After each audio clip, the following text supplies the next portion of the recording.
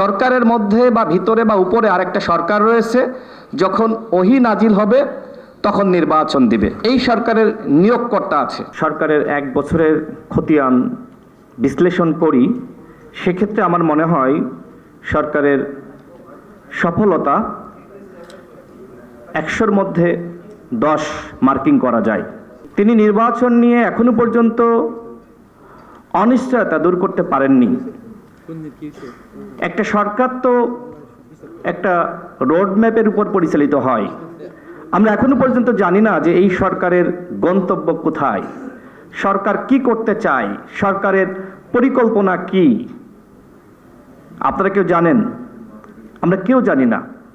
কিন্তু এই বিষয়গুলো নিয়ে যখন আমরা প্রশ্ন তুলি, তখন একটা গোষ্ঠী বা একটা পক্ষ সরকারের পাশে দাঁড়িয়ে যায় যে এরা হলো দালাল, এরা হলো জুলাই গাদ্দার।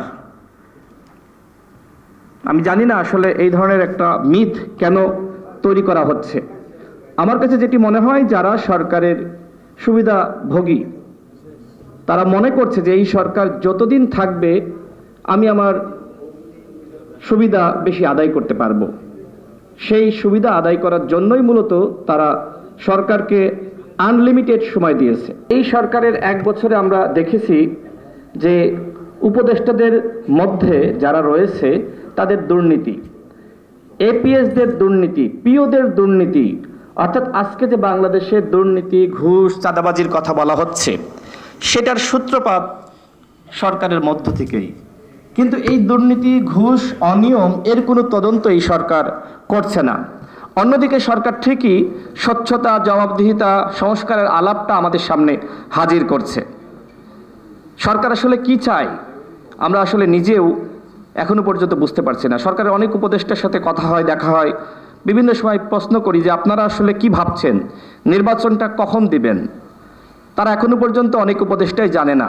তার মানে এইখানে দেবপ্রিয় ভট্টাচার্য যেটি বলেছেন যে সরকারের ভিতরে আর একটা সরকার, অর্থাৎ ডক্টর মোহাম্মদ ইউনূস সিদ্ধান্ত নিতে পারছেন না, সরকারের মধ্যে বা ভিতরে বা উপরে আরেকটা সরকার রয়েছে, যখন ওহী নাজিল হবে তখন নির্বাচন দিবে। এই সরকারের নিয়োগকর্তা আছে। ইতিমধ্যে ডক্টর মোহাম্মদ ইউনূস তার নিয়োগকর্তাদের নাম, পরিচয় প্রকাশ করেছেন। আমার কাছে যেটি মনে হচ্ছে যে এই নিয়োগকর্তারা যতক্ষণ না পর্যন্ত নির্বাচনের ব্যাপারে ডক্টর মোহাম্মদ ইউনূসকে আদেশ দিবেন, তার আগে তিনি নির্বাচনের তারিখ ঘোষণা করবেন না। 14টি রাজনৈতিক দলের সাথে আলোচনা করলেন। দলগুলোর নেতারা বের হয়ে এসে বললেন যে 4 থেকে 5 দিনের মধ্যে তিনি নির্বাচনের তারিখ ঘোষণা করবেন। 4 থেকে 5 দিন কিন্তু শেষ। তার মানে ডক্টর মোহাম্মদ ইউনূস যেটা বলেন সেটা করেন না। এভাবে অনেকগুলো বিষয়ে আমরা প্রতারণার শিকার হয়েছি। আমি জানি না জাতি যে আস্থা বিশ্বাস রেখে তাকে দায়িত্ব দিয়েছিল বিচার, সংস্কার এবং নির্বাচন, সেইটা আসলে তিনি করতে পারবেন কিনা।